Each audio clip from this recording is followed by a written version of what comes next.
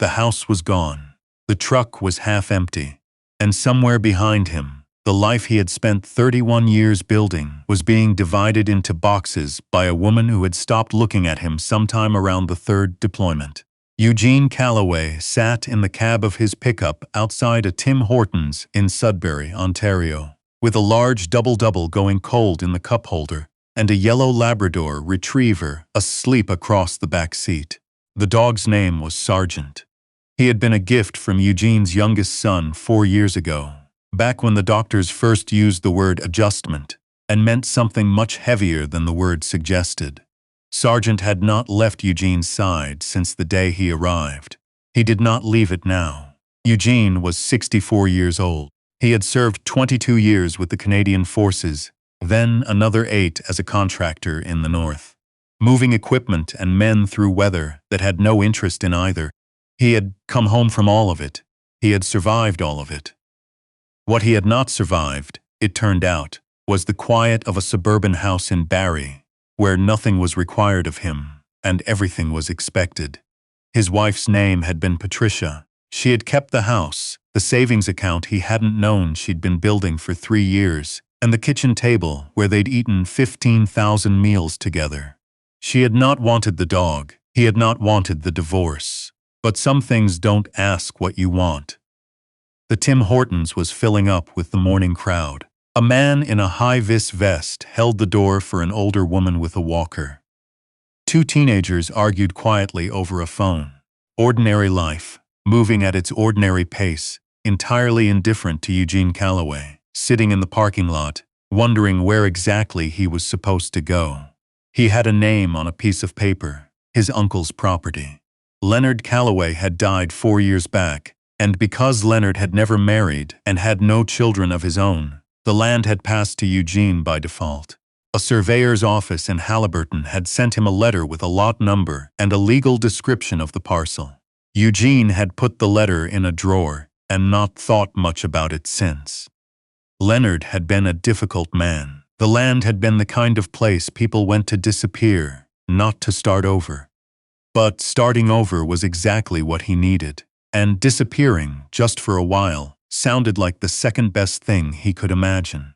Sergeant lifted his head from the back seat and looked at Eugene with the calm, unreadable patience that Labradors carry like a second coat. His tail moved once, slow and certain. "Yeah," Eugene said, "we're going." He put the truck in gear and drove north. The property was 240 acres of mixed boreal forest on the eastern edge of Haliburton Highlands, backed by a creek that fed into a lake whose name didn't appear on most maps. Leonard had bought it in 1978 and built a cabin on the southern end with salvaged lumber and what Eugene's father had called a willful disregard for building codes. Eugene had visited once as a teenager. He remembered darkness between the trees, the smell of wood smoke and pine resin, and Leonard, sitting on the porch in the early morning, absolutely still, watching the tree line as though he were waiting for something that never quite arrived. He remembered thinking his uncle was strange. He understood him better now. The road in had been reclaimed by spruce seedlings and encroaching brush on both sides. Eugene got out twice to move fallen branches thick as his forearm.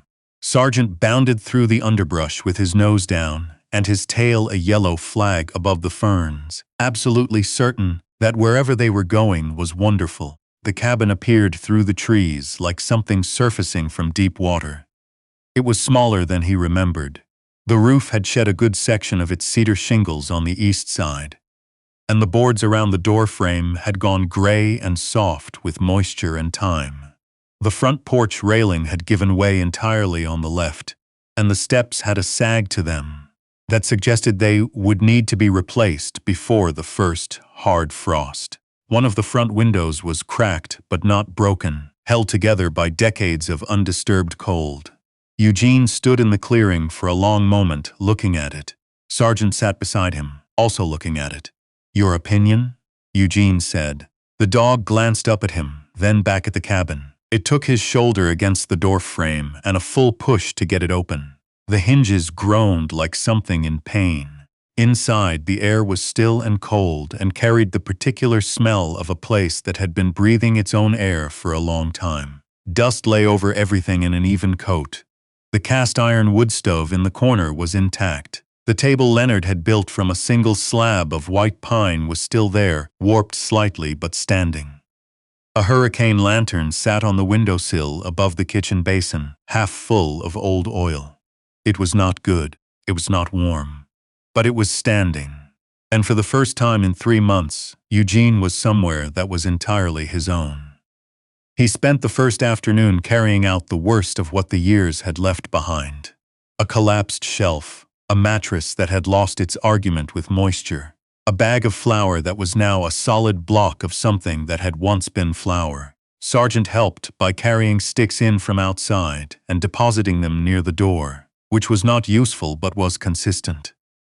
By dark, Eugene had a fire going in the wood stove, a sleeping bag unrolled on the bare plank floor, and Sargent pressed warm against his back. The wind moved through the trees with the sound of a long, slow exhale. Somewhere down near the creek, something small moved through the brush. He lay awake for a while, listening. He had not slept well in years. The silence in Barry had been a hostile silence, full of things unsaid and rooms unused. This silence was different. It asked nothing of him. It simply continued, the way wilderness does, with or without witnesses. He was asleep before he knew it. 3 days in, Sargent started going to the tree line. Not in the scattered, sniffing way of a dog following a scent. It was more deliberate than that. He would sit at the edge of the clearing, facing north into the trees, and wait. When Eugene called him back, he would come. But after an hour or so, he would drift back to the same spot and sit again, watching the dark between the spruces, with his ears forward and his whole body quiet. On the 4th morning, he didn't come back when Eugene called. Eugene pulled on his boots and his jacket and followed the sound of the dog moving through brush about 40 meters into the trees. The forest floor was soft with decades of fallen needles. The light came through at angles, thin and gray. He followed the occasional flash of yellow between the trunks. Sargent had stopped at a slight depression in the ground, maybe 8 meters across, ringed by a growth of birch trees that had seated themselves in a rough circle. The depression had the deliberate quality of something intentional, too regular to be natural settling, too old to be recent. The birch roots had grown over and through whatever lay beneath, knitting the surface together like a bandage over an old wound. Sargent was sitting at the near edge of the depression, looking at Eugene with the particular expression he used when he wanted something he couldn't name. Eugene crouched and put his hand on the ground. The earth had a hollow sound to it under his palm. He pressed again, moved his hand 18 inches east, pressed again. Hollow. He went back to the truck and got his folding spade. What he found 2 hours later and 14 inches down was a heavy wooden door set into a concrete frame. The wood had rotted through in places, but the frame was solid. Poured concrete, reinforced at the edges with steel angle iron that had rusted to a deep, steady orange but held. There was a padlock on a hasp. The padlock was the kind that didn't ask for a combination, only a key. Eugene sat back on the ground and looked at it. He thought about Leonard, sitting still on the porch in the early morning, watching the tree line. He went back to the cabin. It took him an hour and a half of going through Leonard's things, what remained of them, before he found the key. It was hanging on a nail behind the wood stove on a piece of paracord, with nothing attached to it but a small rectangle of electrical tape wrapped around the bow. Leonard had written on the tape in his small, exact hand. It said only, "For when you need it." Eugene stood in the cabin for a long moment with the key in his palm. Then he put on his jacket and walked back into the trees. The space below the hatch was dry. That was the first thing he registered. The smell of clean, dry air rising from the darkness below the ladder. Not the damp, mildewed smell of something buried and forgotten. Dry, sealed, deliberate. He went down 9 rungs, found a concrete floor, and swept the flashlight beam around the room. It was perhaps 12 feet by 20. The walls were poured concrete, smooth and uncracked. Steel shelving units ran along 3 sides, built from angle iron and plywood, and on those shelves sat the evidence of a man who had spent decades preparing for a world that might, one day, stop cooperating. Canned goods, hundreds of them, organized by type, medical supplies in sealed plastic bins, labeled in Leonard's handwriting, propane canisters, water filtration equipment, a hand crank radio still in its original box, tools, good ones, the kind built to last, not the kind built to be cheap, and in the far corner, on a shelf by itself, a steel lockbox, combination type, and on top of it a sealed plastic bag containing a manila envelope. Eugene's name was on the envelope. He carried it up to the daylight and opened it sitting on the edge of the hatch. Sargent pressed against his knee. Inside, a handwritten letter, 4 pages in Leonard's small exact script. A copy of the land title for a parcel Eugene had not known existed, 80 acres adjoining the property to the north, purchased by Leonard in 1994, and never mentioned to anyone.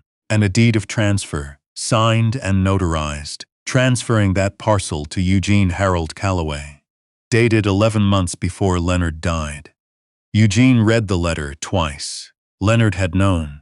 He wrote that Eugene would come eventually. He had known, the way old men who have lived alone in the bush for 30 years sometimes know things, that his nephew's life would reach a point where the noise of it became unbearable. He had built the shelter not for himself. He had never needed much, but for whoever in the family reached that point first. He had bet, he wrote, that it would be Eugene. He apologized for the bet. He did not apologize for winning it. The land is worth more than you think, Leonard wrote near the end. Not in the way that should concern you right now, in the way that matters first. It is yours, it is quiet, and it will ask nothing of you that you cannot give. Start there. The rest will follow. Eugene folded the letter and put it back in the envelope. He sat on the edge of the hatch in the gray October light, with the birch trees standing in their circle around him, and Sargent's chin on his knee, and he breathed for a while without thinking about anything at all. He had not done that in a very long time. He called a lawyer in Halliburton the following Monday from the town of Minden, sitting in the parking lot of a hardware store, with his phone on the roof of the truck and Sargent in the passenger seat. The lawyer's name was Deirdre, and she had a no-nonsense manner that Eugene found immediately reassuring. She confirmed that the deed transfer was valid, properly filed, and had been registered with the county land registry 3 years before Leonard's death. He did everything right, she told him. This is clean. It's yours. He thanked her, hung up, and sat for a moment. Then he went into the hardware store and bought lumber for the porch steps, shingles for the roof, weather stripping for the door frame, and a new set of hinges. He spent $400 he could barely spare, and felt better than he had in months. Patricia called on a Thursday evening, 6 weeks after he'd arrived at the property. He was on the porch, having replaced the boards and the railing, watching the light go gold through the spruce tops. Sargent was chasing something imaginary at the edge of the clearing. The wood stove inside had been burning since noon, and the cabin was warm for the first time since he'd arrived. He almost didn't answer. Then he picked up. "I heard you're up north somewhere," she said. "Halliburton," he said. "My uncle's place." A pause. "I didn't know Leonard had a place, neither did I, not really." Another pause. This was how their conversations had always gone near the end. Long silences that neither of them knew how to fill. Two people standing on opposite sides of a distance that had grown so gradually, neither had noticed until crossing it was no longer possible. "Are you doing all right?" she asked. "Getting there," he said. That was the most honest thing he had said to her in years. She seemed to know it. She said nothing for a moment, and then she said she was glad, and he believed her. And they said goodbye with the particular gentleness of two people who have stopped hurting each other and are not sure yet what comes next. He sat on the porch until the light was gone. Sargent came and lay at his feet. The creek was audible in the quiet. Somewhere across the lake, a loon called once and did not repeat itself. He did not expect to stay the winter. Then the first snow came and the property went white and still. and he looked at it from the cabin window while the stove ticked, and Sargent sighed in his sleep, and he could not think of a reason to leave. He stayed. He spent December reinforcing the shelter, taking inventory of what was there, learning what Leonard had built. The old man had been meticulous. The food stores were organized by shelf life. The water filtration system was complete and functional. The radio worked. There were seeds, vacuum-sealed, in a flat plastic bin beneath the lower shelf. Heritage varieties, mostly the kind you could save and replant.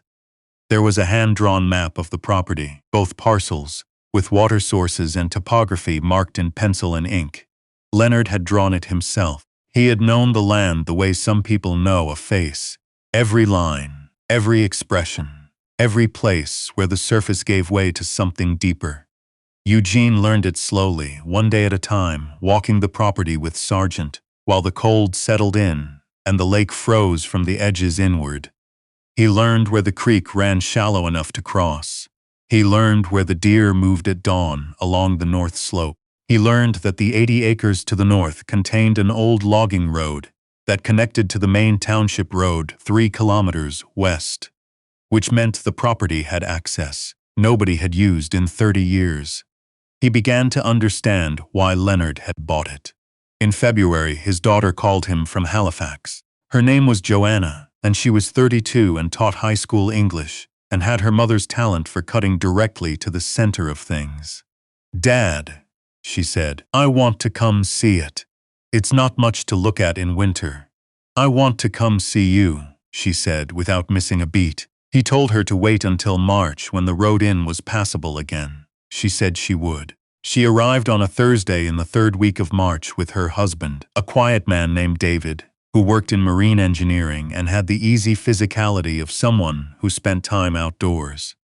They came in David's truck, loaded with supplies Eugene hadn't asked for: good coffee, a case of decent olive oil, 2 bags of birdseed, and a new pair of insulated work gloves in Eugene's size. Joanna stood in the clearing and looked at the cabin, repaired, wood stacked neatly on the south wall, smoke coming from the chimney, and did not say anything for a moment.